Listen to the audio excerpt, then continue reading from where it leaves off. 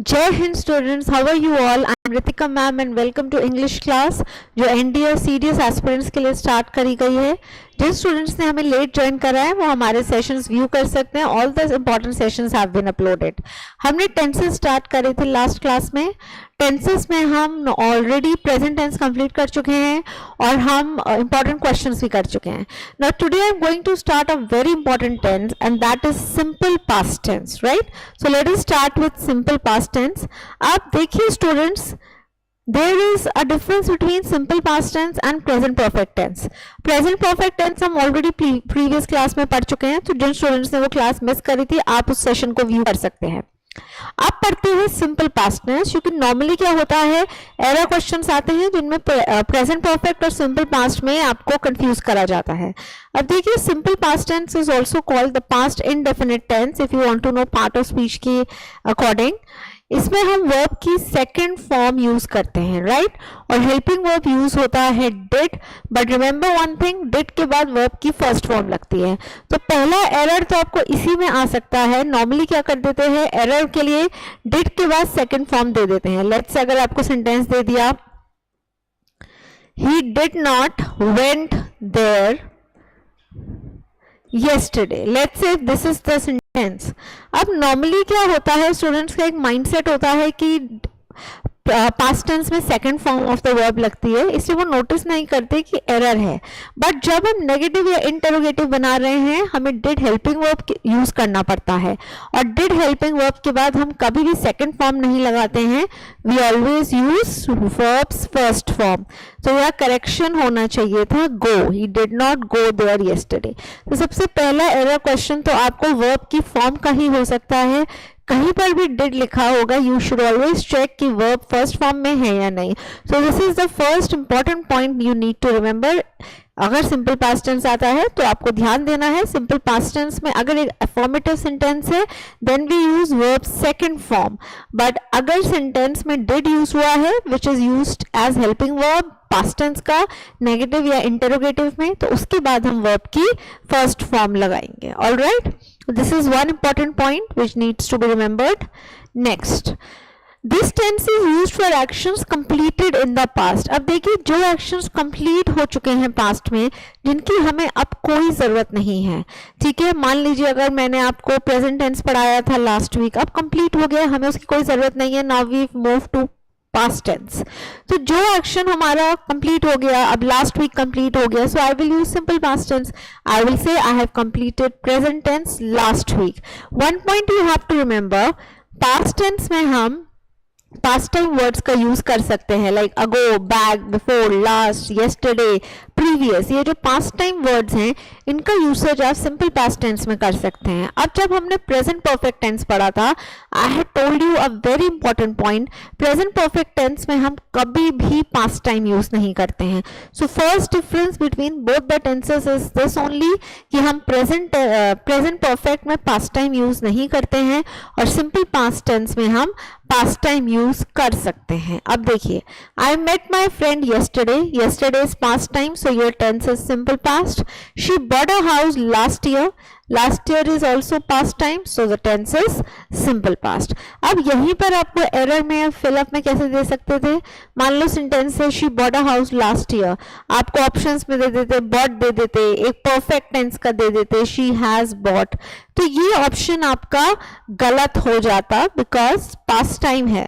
Past time से ही आपको idea लग गया that past time is not used with perfect tense, past time is not used with perfect tense। तो उसी से आपको आइडिया लग गया कि हमारा आंसर प्रेजेंट परफेक्ट नहीं होगा, the answer will be past tense, simple past tense and not present perfect। all right, so please remember, जो एक्शन कंप्लीट हो चुका है आपने उसको पास्ट में भेज दिया है। you have also used keywords past tense के, past time के, जैसे ago, before, previous, last, yesterday, इस तरीके के वो keywords हैं। तो हमारा tense होता है simple past tense and not perfect tense। so this is one difference you have to remember between present perfect and simple past। let us move to the next point। it is used for past habit in indicate generally by. अब देखिए कोई भी काम आप past में करते थे लगातार, ठीक है, तो हम ये एडवर्ब्स यूज कर सकते हैं, often, seldom, usually, generally, occasionally, sometimes, never, always, frequently, rarely, daily. अब यही कीवर्ड्स, यही एडवर्ब्स हमने सिंपल प्रेजेंट टेंस में भी यूज करे थे।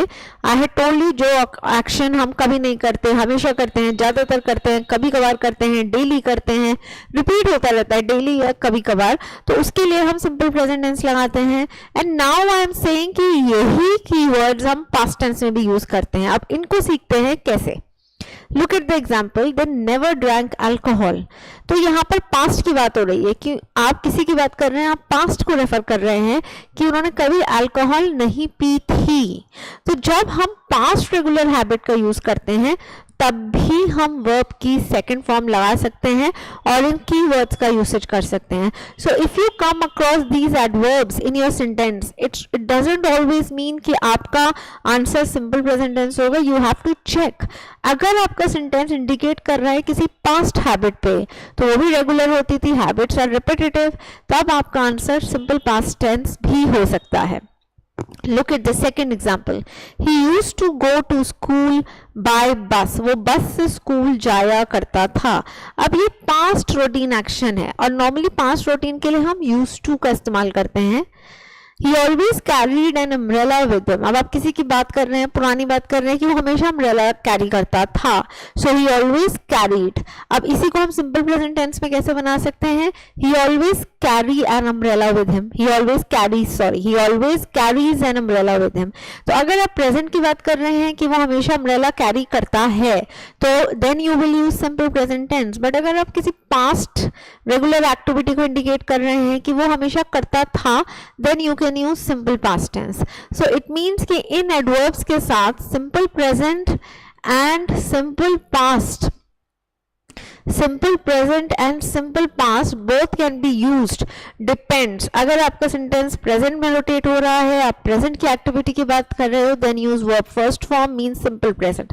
अगर आप पास्ट की एक्टिविटी की रेगुलर बात कर रहे हो कि पास्ट में होता था regular, then you need to use simple past tense means verb second form। so this is one difference you need to understand now between simple present tense and simple past। तो देखिए इस तरीके से अब हम पढ़ेंगे, बिकॉज यही वो टेंसेज हैं या कुछ कीवर्ड्स हैं जो एक से ज्यादा टेंस में लगते हैं and then they can confuse you. तो आपको इनका डिफरेंस पता होना चाहिए। तो पहला पॉइंट मैंने क्या बताया, अगर कोई पास्ट टाइम वर्ड है always use simple past, never use present perfect. Second, ये जो एडवर्ब्स लिखे हुए हैं often, seldom, usually and all, इनके साथ आप सिंपल प्रेजेंट भी लगा सकते हो, सिंपल पास्ट भी लगा सकते हो, but you have to read the sentence carefully. If the sentence is based on present regular activity, use simple present means verb first form, and if the sentence is based on past regular activity, then you can use past tense means verb second form। all right, now let us move to the next point। if a sentence begins with its time, it's high time, it is followed by verb second form। very very important point। देखिए ये phrase है it's time, मतलब समय आ गया है, या it's high time बोलते हैं, अब तो बहुत ही लेट हो गया, बहुत ज़्यादा अब तो अर्जेंसी है उस काम को करने की, मतलब अब एग्जाम्स के लिए बहुत कम टाइम बचा है, तो मैं बोल सकती हूँ इट्स हाई टाइम। ठीक है, तो जब भी ये फ्रेज आता है इट्स टाइम या it's high time, it is always followed by verb second form. देखिए नॉर्मली क्या है, स्टूडेंट्स ऐसा सेंटेंस बनाते हैं it's time you should study, कि समय आ गया तुम्हें पढ़ना चाहिए, but it's wrong. And why we make this mistake, क्योंकि हम हिंदी टू इंग्लिश ट्रांसलेट करते हैं तो हमें ये सही लगता है, बट इस तरह के सेंटेंस में please do not translate. The grammar rule says we always use verb second form after it's time. Now look at the correct sentence, it's time you studied है, देखिए V2, I have used verb second sentence or verb second form। so remember whether it's time, it's high time, interrogative में भी करके दे सकते हैं, जैसे isn't it time, मतलब क्या समय नहीं हो गया है, isn't it time you studied, question mark. तो जब भी आप इट इज टाइम फ्रेज को यूज करेंगे, इसको मॉडिफाई भी करते हो, जैसे इट्स हाई टाइम या इंटरोगेटिव या नेगेटिव में भी बना सकते हो, इजंट इट या is it time, then you should always use verb second form with it. But एक पॉइंट आपको इसमें ध्यान रखना है, अगर एक इन्फिनेटिव आ जाता है तो फर्स्ट फॉर्म लगेगा। For example if the sentence is it is time, but आपका सेंटेंस इस तरीके से दे दिया इट इज टाइम और टू इन्फिनेटिव आ गया, तब आपका आंसर होगा study, because to infinitive is followed by verb first form. ठीक है, तो या तो आपको सेंटेंस इस तरीके से देंगे, इट्स टाइम, अगर वहां पर टू नहीं हुआ तो आपका आंसर होगा वर्ब सेकंड फॉर्म, और अगर इट्स टाइम के बाद टू दे दिया तो टू के बाद लगेगी वर्ब फर्स्ट फॉर्म, वो इन्फिनेटिव का रूल हमें लगाना पड़ेगा। तो ये दो केसेस हैं, आपको इट्स टाइम फ्रेज के साथ ध्यान रखने हैं। आई रिपीट, अगर it's time, it's high time, ऐसा कोई भी फ्रेज आया और उसके बाद टू नहीं लगा हुआ है, it's not followed by to, then your answer should always be verb second form. और अगर इट्स टाइम के बाद आपको टू लगा के दे दिया, then to is followed by verbs first form. तो ये दो केसेस हैं जो आपको इट्स टाइम फ्रेज के साथ ध्यान रखने हैं। Let us move to the next one. Now see negative, as we have been doing so many tenses, तो आपको पता ही होगा अब तो negative और interrogative का pattern क्या रहता है। negative में first comes the helping verb और उसके बाद आता है basically noun और main verb, like helping verb did is used followed by noun